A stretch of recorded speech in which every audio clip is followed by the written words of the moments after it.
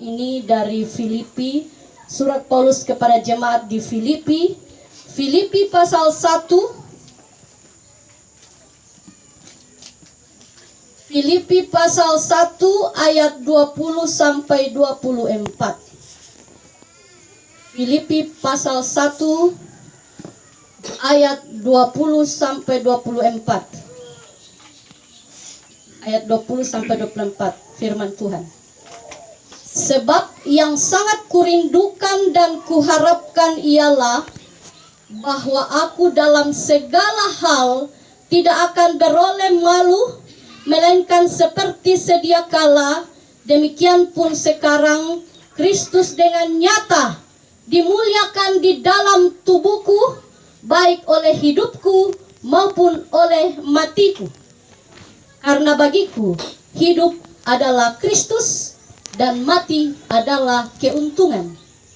Tetapi jika aku harus hidup di dunia ini, itu berarti bagiku bekerja, memberi buah.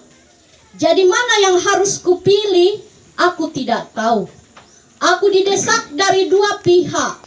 Aku ingin pergi dan diam bersama-sama dengan Kristus. Itu memang jauh lebih baik. Tetapi lebih perlu untuk tinggal di dunia ini karena kamu. Demikianlah pembacaan firman Tuhan. Berbahagialah segenap umat Tuhan yang setia mendengarkan firman dan memelihara firman dalam hidup sehari-hari. Amin.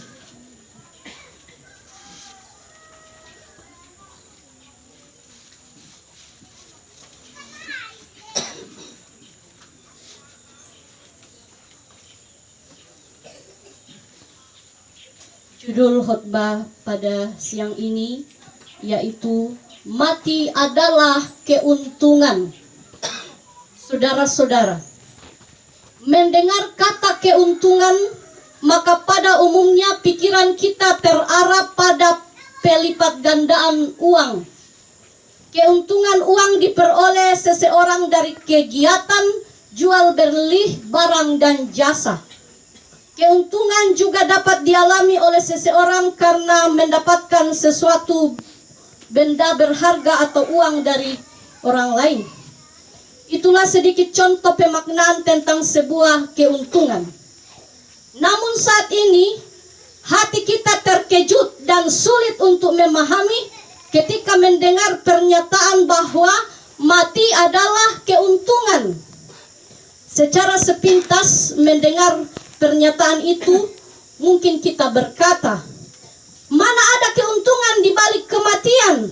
Bukankah kematian itu adalah ketidakberdayaan lagi dan tidak ada kehidupan di balik gerbang kematian? Itulah pendapat di luar pemahaman Kristiani yang melihat kematian tubuh adalah akhir dari segalanya.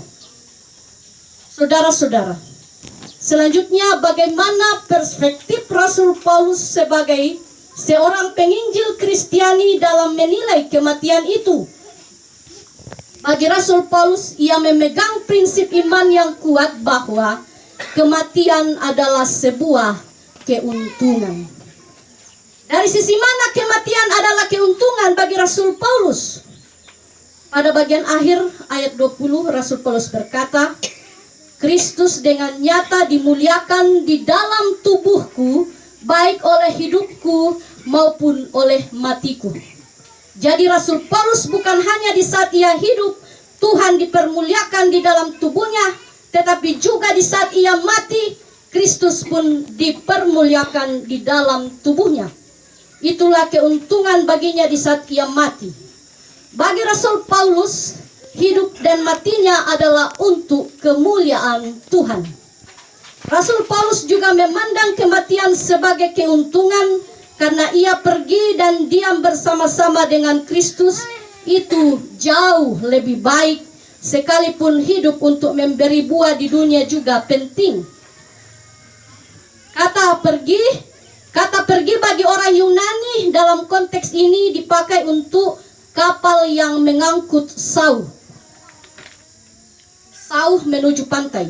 Bagi Rasul Paulus, kematian adalah sebuah keuntungan untuk pergi berlayar ke pantai abadi, pergi untuk bersama-sama dengan Kristus yang ia muliakan baik hidup maupun matinya. Rasul Paulus sangat jelas memandang dengan mata iman sebuah keuntungan di seberang kematian. Sehingga di dalam suratnya dalam 2 Timotius 4 ayat 7 dan 8, dengan penuh keyakinan ia berkata, "Aku telah mengakhiri pertandingan yang baik, aku telah mencapai garis akhir, dan aku telah memelihara iman. Sekarang telah tersedia bagiku mahkota kebenaran yang akan dikaruniakan oleh Tuhan, Hakim yang adil pada harinya. Tetapi bukan hanya kepadaku, melainkan juga kepada semua orang yang merindukan kedatangannya." Saudara-saudara sidang pemberangkatan jenazah yang terkasih, setelah kita memahami bahwa kematian dalam Kristus adalah suatu keuntungan, maka marilah saat ini ketika kita mempersiapkan diri mengantar jenazah orang tua terkasih kita ke pemakaman, marilah kita kuat beriman dan berprinsip seperti Rasul Paulus bahwa kematian adalah keuntungan.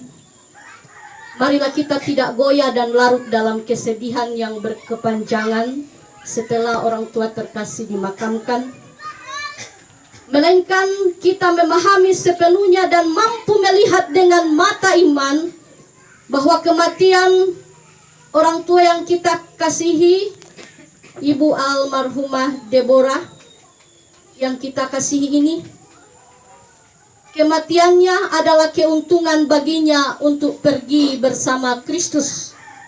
Karena itu marilah saling menghibur satu sama lain untuk mengimani bahwa kematian dalam Kristus adalah sebuah keuntungan bagi orang percaya, di mana Kristus dimuliakan dan kelak mahkota keselamatan siap diterima pada hari ketika Tuhan Yesus datang kedua kali.